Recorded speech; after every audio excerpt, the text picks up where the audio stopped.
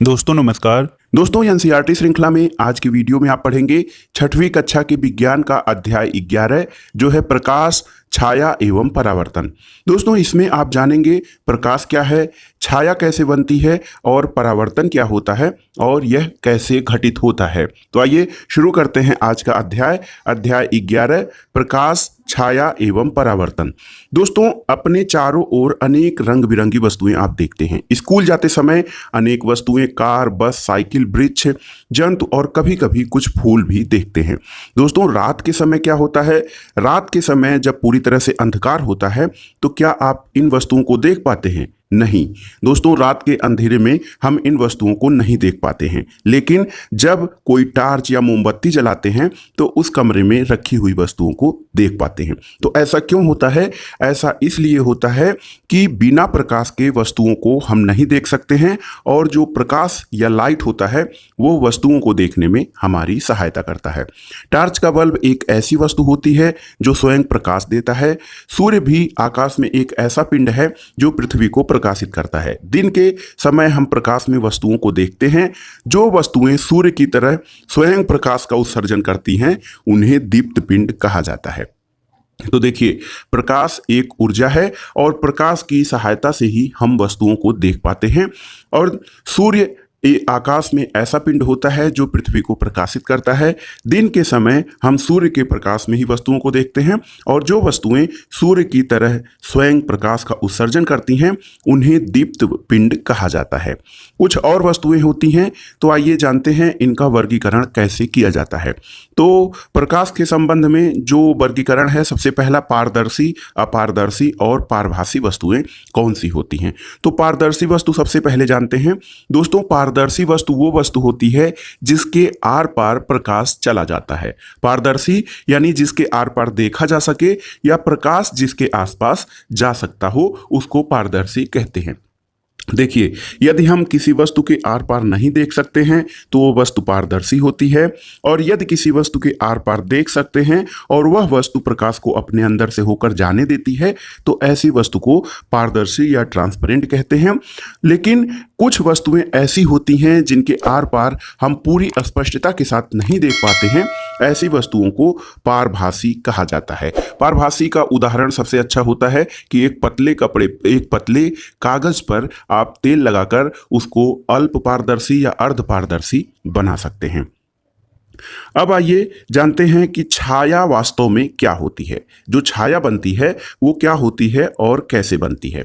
दोस्तों जब अपारदर्शी वस्तु होती है, कोई अपारदर्शी वस्तु जब धूप में जमीन से कुछ ऊंचाई पर आप पकड़ते हैं तो धरती पर उसकी छाया बनती है। छाया, तो दोस्तों जो ये देखिए चित्र में आपको गहरे काले धब्बे देख रहे हैं, ये किसी वस्तु की छाया बनती है। और कभी कभी वस्तु की छाया वस्तु की आकृति के बारे में बताती है और कि उस वस्तु का जो छाया बन रहा है उसी के आभासी या उसके आकार प्रकार के रूप में होता है।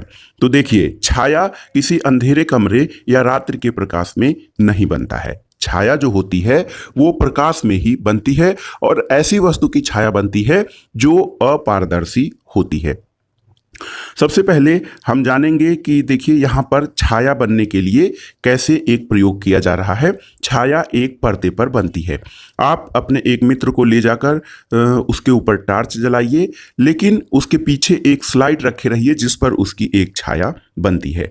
तो अगर जो वो स्लाइड हटा लेंगे तो आपका मित्र तो टार्च की रोशनी में दिखेगा, लेकिन गत्ते पर पीछे छाया नहीं पड़ती है।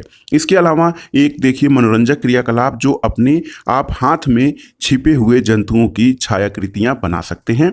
देखिए, ये हाथ से आप लाइट के आगे जब किसी पर्दे पर आपके हाथ का प्रकाश या आपके हाथ की छाया बनती है तो वो विभिन्न जीव जंतुओं द्वारा बहुत मनोरंजक आकृतियां बनती हैं।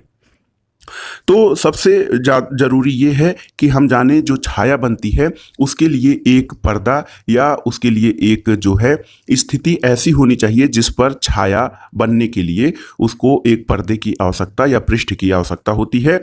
जब प्रकाश किसी अपारदर्शी वस्तु पर पड़ता है तो पीछे वाले पर्दे पर उसकी छाया बनती है।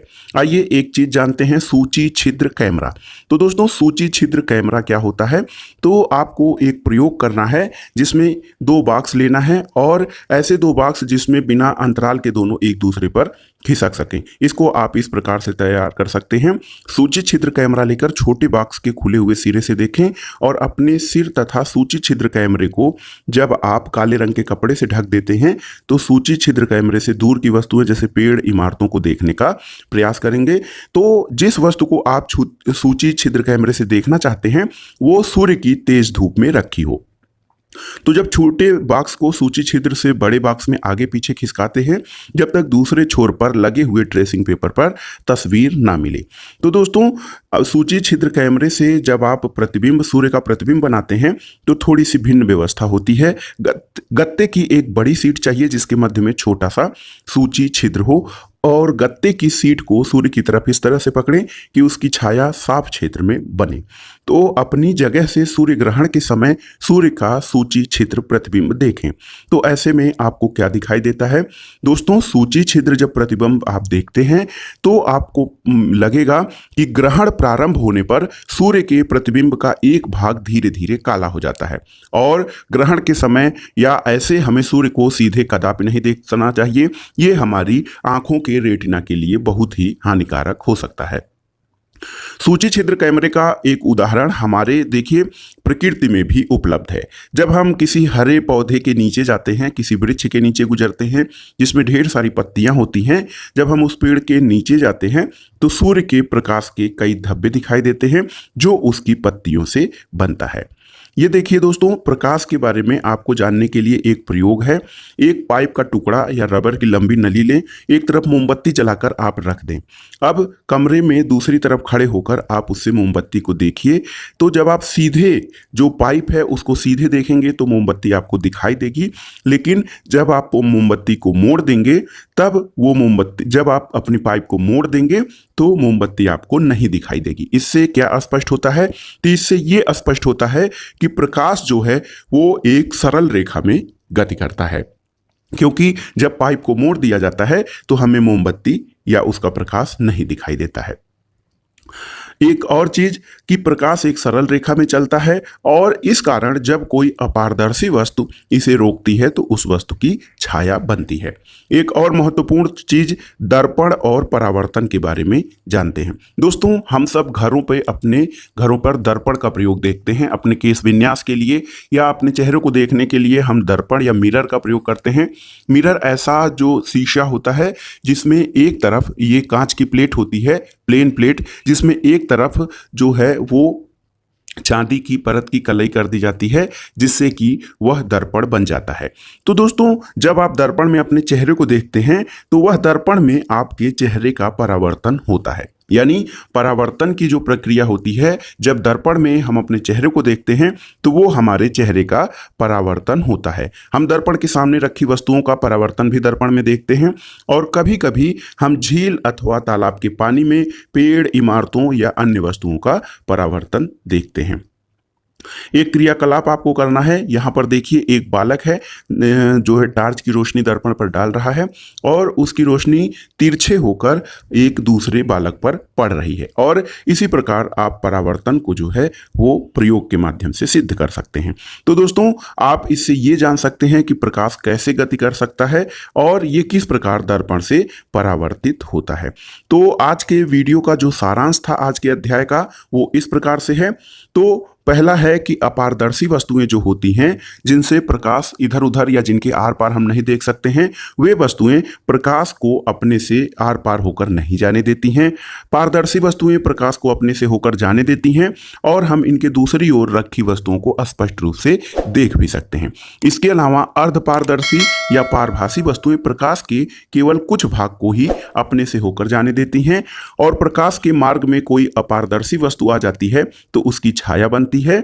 साधारण सामग्री से सूची छिद्र कैमरा बनाया जा सकता है और इसका उपयोग सूर्य और अतिदीप्त वस्तुओं के प्रतिबिंब को देखने में किया जा सकता है। इसके अलावा दर्पण परावर्तन हमें स्पष्ट प्रतिबिंब दिखाई पड़ते हैं। दर्पण परावर्तन से हमें स्पष्ट प्रतिबिंब दिखाई देता है। प्रतिबिंब जो होते हैं ये छायाओं से अधिक भिन्न होते हैं इसके अलावा हमने प्रकाश के एक महत्वपूर्ण गुण के बारे में जाना कि प्रकाश जो है वो सरल रेखा में गति करता है।